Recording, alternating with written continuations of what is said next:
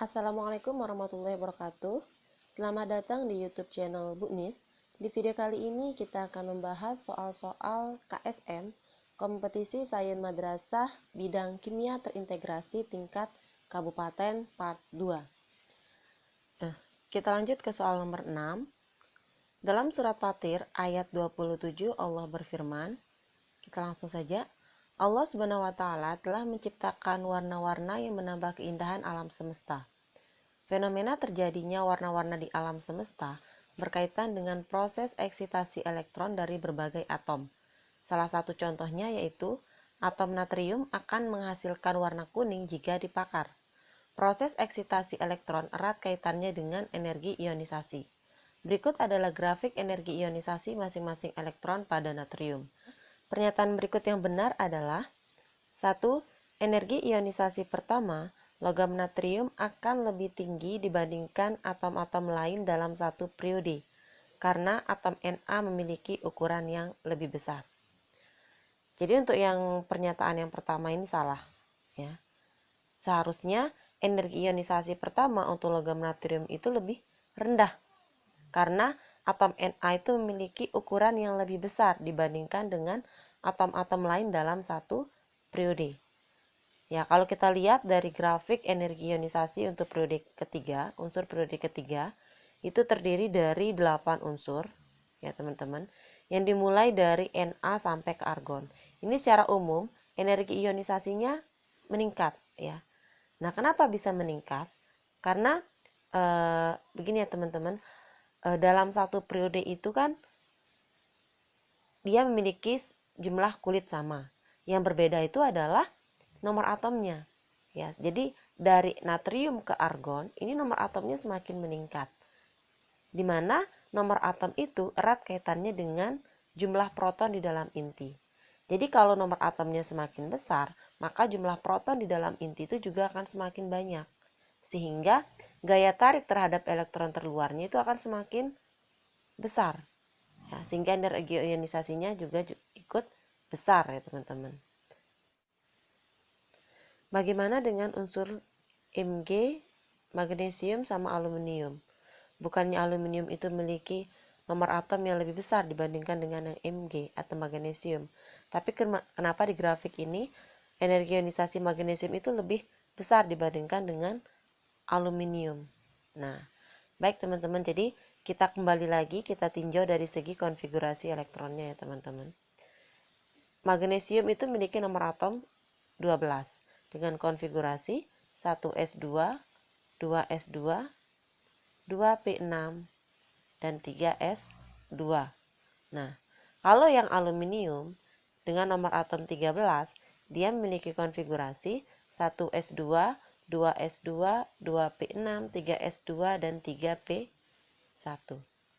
Nah, jika kita lihat dari konfigurasinya untuk yang magnesium, ini dikatakan konfigurasi penuh. Jadi stabil ya. Jadi semua orbitalnya itu terisi penuh. Nah, beda halnya dengan yang aluminium. Aluminium ini dikatakan tidak stabil ya, artinya tidak stabil dibandingkan dengan yang magnesium. Dilihat dari elektron yang 3p1 itu di orbital p hanya satu elektron yang terisi di orbital p, dan itu pun tidak berpasangan.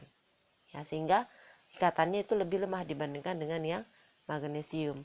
Maka magnesium ini energi ionisasinya untuk pelepasan elektron pertamanya itu energi ionisasinya lebih besar dibandingkan dengan yang aluminium. Seperti itu. Untuk pernyataan yang kedua, dalam ayat tersebut terdapat 2 bacaan izhar safawi dan 1 bacaan iqlab. Hukum izhar safawi itu apabila mim sukun itu bertemu dengan semua huruf hijaiyah kecuali mim dan ba. Sedangkan hukumnya iqlab itu apabila nun mati atau tanwin itu bertemu dengan huruf ba. Dalam surat Fatir ayat 27 yang bacaannya izhar safawi itu terdapat pada kalimat alam taro.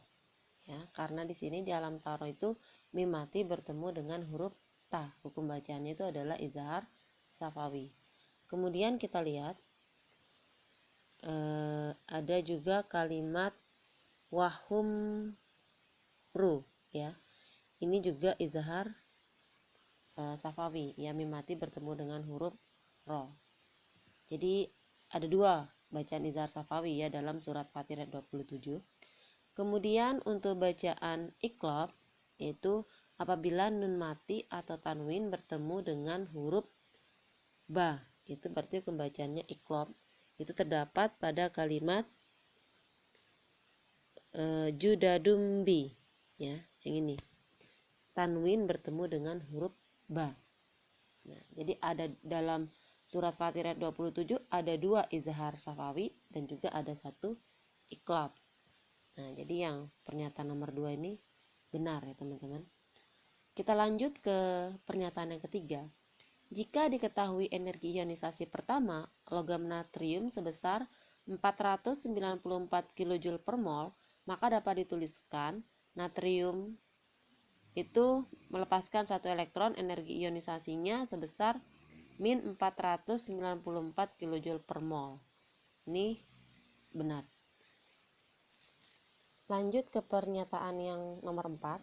Dalam ayat tersebut terdapat 4 kalimat fi'il dan 4 domir, ya. Jadi fi'il itu adalah kata kerja, sedangkan domir itu adalah kata ganti, ya teman-teman. Kita lihat dalam surat Fatir, ya. Dalam ayat tersebut yang termasuk kalimat fi'il itu berada pada kalimat alam taro, ya. Kemudian yang kedua itu adalah angzala, ya. Kemudian ada kalimat fa'akhrajna, itu juga merupakan kalimat fi'il, ya, atau kata kerja, ya. Dan kemudian untuk domir atau kata ganti,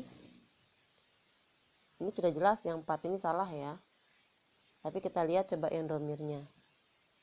Kita ganti warna dulu teman-teman biar jelas. Domirnya itu atau kata ganti itu ada di taro, kata ganti kamu, ya. Kemudian ada kata na sama bihi, itu juga termasuk kata ganti atau domir, ya. Kemudian nuha. Jadi yang pernyataan nomor 4 ini salah, ya teman-teman, karena dalam ayat di atas itu terdiri dari 3 kata kerja atau ada 3 fi'il. Oke, kita coret. Nah, kemudian yang pernyataan yang kelima, pada atom Na terjadi lonjakan nilai energi ionisasi pada pelepasan elektron kedua, karena elektron kedua terletak pada kulit yang lebih dekat dengan inti dibandingkan dengan elektron pertama. Kenapa terjadi lonjakan energi ionisasi atom natrium pada pelepasan elektron keduanya, ya. Jadi jika kita tinjau dari konfigurasi elektronnya, ya, Na itu memiliki nomor atom 11. Kita konfigurasikan menjadi 1s2, 2s2, 2p6, dan 3s1. Jika konfigurasinya seperti ini tidak stabil. Nah, jadi untuk mencapai kestabilan, atom Na itu pasti melepaskan satu elektronnya yang berada pada orbital 3s1 membentuk ion Na positif. Nah, dan apabila atom Na melepaskan elektron kedua, di mana elektron kedua itu berada pada kulit kedua, ya, di orbital 2p6, maka akan membutuhkan energi yang lebih besar. Karena dalam kondisi konfigurasi 1s2, 2s2, 2p6, Na itu sudah stabil. Jadi untuk yang pernyataan nomor 5 ini benar, ya. Baik, kalau kita lihat jawaban yang benar dari poin 1 sampai poin 5 itu ada 2, 3, dan 5. Kita cari 2, 3, dan 5 tidak ada, yang ada itu hanyalah 2 dan 5. Maka jawaban yang benar itu adalah yang D. Baik, kita lanjutkan untuk soal nomor 8. Pak Imam memproduksi emas murni dari AuCN2, ya, aurum cyanida dalam larutan cyanida berlebih melalui reaksi elektrokimia. Dalam proses elektrolisis digunakan arus sebesar 4 ampere selama 6 jam. Apabila Pak Imam menyimpan emas murni hasil elektrolisisnya selama setahun, berapakah jumlah emas yang wajib dikeluarkan Pak Imam untuk membayar zakat? Untuk mengetahui berapakah jumlah emas yang wajib dikeluarkan Pak Imam untuk membayar zakat, sebelum itu kita harus mencari tahu dulu berapa kira-kira jumlah emas Pak Imam yang dihasilkan dari hasil elektrolisisnya. Jadi bisa kita gunakan rumus W sama dengan E dikali I kali T dibagi dengan Faraday, ya. Jadi W itu adalah massa zat yang dihasilkan, itu dalam satuan gram. Kemudian E itu adalah maksudnya adalah massa ekivalen.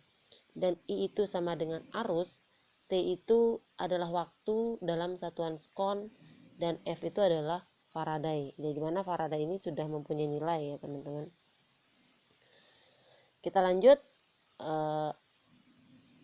Massa ekivalen itu bisa kita jabarkan menjadi atom relatif dibagi dengan N. N di sini maksudnya adalah jumlah elektron yang dilepaskan maupun diterima. Kemudian tinggal kita masukkan nilainya, ya. Atom relatif AU itu sebesar 197 gram per mol, ya. Kemudian dibagi dengan jumlah elektron dari aurum itu sebesar 2 dikali dengan arusnya 4 ampere dan T-nya itu 6 jam, dikonversi menjadi satuan sekon sehingga diperoleh nilai 21.600, ya. Kemudian dibagi dengan F itu adalah Faraday ya teman-teman, dengan nilai 96.500 sehingga diperolehlah massa emas sebesar 88,19 gram, ya. Jadi oleh karena massa emas yang dihasilkan dari hasil elektrolisis yang disimpan selama 1 tahun itu beratnya lebih besar dari 85, maka Pak Imam itu wajib untuk membayarkan zakatnya. Jadi berapa sih jumlah emas yang wajib dikeluarkan Pak Imam untuk membayar zakat? Bisa kita cari menggunakan rumus 2,5% dikali dengan jumlah emas atau perak yang dipunya, gitu ya. Sehingga didapatkan nilai sebesar 2,2 gram. Maka jawaban yang benar itu adalah yang B. Kita lanjut untuk soal yang nomor 9. Allah memerintahkan pada manusia untuk memelihara lingkungan dan kelestarian alam, sebagaimana potongan ayat Al-Quran berikut ini. Oleh para ahli, tempurung kelapa yang dianggap sebagai limbah dapat dimanfaatkan sebagai adsorben untuk menyerap limbah pabrik maupun limbah rumah tangga bila dimodifikasi menjadi arang aktif dengan proses absorpsi sebagaimana terlihat pada gambar berikut. Kita langsung berikut pernyataan terkait terjadinya proses absorpsi dan arti ayat di atas adalah. Jadi kita lihat untuk yang pernyataan yang pertama, adanya gaya van der Waals atau ikatan hidrogen pada permukaan arang aktif dan absorbat. Nah, ini benar ya teman-teman. Kemudian yang kedua, absorbat yang bersifat nonpolar itu mudah berinteraksi dengan gugus aktif pada arang aktif. Ya, karena biasanya limbah-limbah itu kan sifatnya dia nonpolar ya teman-teman, sehingga pasti mudah berinteraksi dengan gugus aktif yang ada pada arang aktif tersebut. Kemudian yang ketiga, dan kami telah menjadikan untukmu di bumi keperluan-keperluan untuk kehidupanmu. Nah, untuk yang nomor 3 ini salah ya teman-teman, bukan artinya. Jadi kita lihat aja langsung ke ininya, kepilihannya. Yang ada angka 3 itu berarti salah ya. Yang poin A itu 1, 2, 3 salah. Yang B kita simpan dulu. Yang C 2, 3, 4, 6 salah. Yang D 2, 3, 5, 6 juga salah. Berarti jawaban yang benar itu adalah yang B. Nah, kita lihat coba arti yang nomor 6. Dan janganlah kamu membuat kerusakan di muka bumi sesudah Allah memperbaikinya. Ini benar ya. Wala tufsidu fil ardi, dan janganlah kamu membuat kerusakan di muka bumi. Jawaban yang benar adalah yang B ya teman-teman.